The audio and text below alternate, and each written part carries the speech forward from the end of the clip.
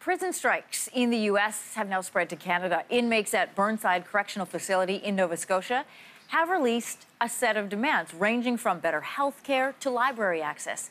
Now, like the thousands of prisoners across the United States, some of those inmates are refusing to eat or work. Joining us from Halifax this morning with more about why this is happening is Elle Jones, a prison reform advocate. Thanks for joining us today. Hi, good morning. First, let us know, how did a Canadian prison get involved with this strike, and what's behind their demands? I think what's important to understand is these are issues that have been ongoing for a while. So with the opportunity of the prison strike in the States, which is really making this national, they saw the opportunity to join.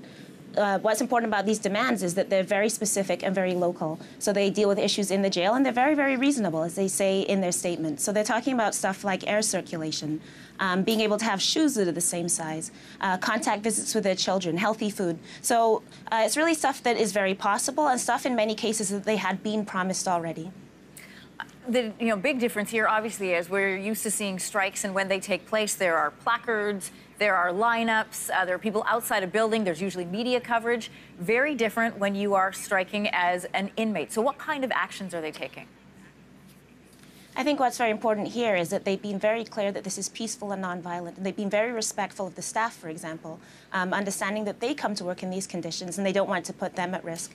And also, of course, any security danger to the jail can result in things like lockdown, perhaps people being taken to segregation. So they've really relied upon this statement and getting these issues out. So this conversation we're having, for example, talking about these conditions and asking people to really address the government and to address Department of Justice and Corrections officials and really find out about these conditions and figure out what people can do on the outside.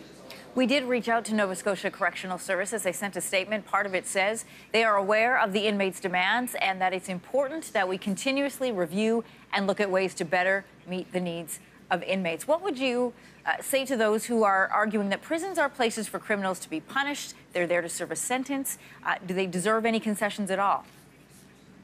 I think there's a few answers to that. The first one I would say is that the majority of Burnside is actually on remand, meaning that they haven't been convicted of anything and therefore are innocent. And of course, the major principle of our justice system is innocent until proven guilty.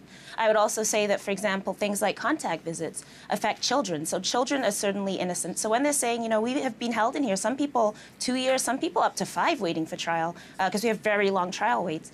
In that time, they can't even touch their children. And that has a huge impact on how children experience the world, their depression, their performance in school, their self-esteem.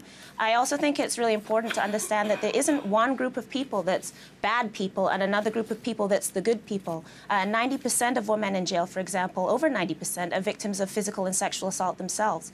We're talking about people with mental illness and people with addictions, and they've talked about the need for programming here. So where do we draw the line between bad people and good people, especially if we're talking, example for women, people that haven't even been convicted of violent crimes? And the other thing I'd say finally is that human rights are for all. We don't in this country pick and choose who gets rights. They belong to everybody. In this system, we do not sentence people to be tortured. We don't sentence people to be deprived of medication or deprived of air or to be put into segregation for mental health difficulties. These aren't things that our courts do. So prisoners are guaranteed human rights like everybody else, and whether or not we agree with their crimes, what we do have is a system of law in this country, and demanding human rights under this system isn't wrong. And these are very reasonable demands that many of them are in our Correctional Act, and many of them are things that I think we can all agree are necessities of life. Elle Jones, good to talk to you this morning. Thanks for joining us. Thank you.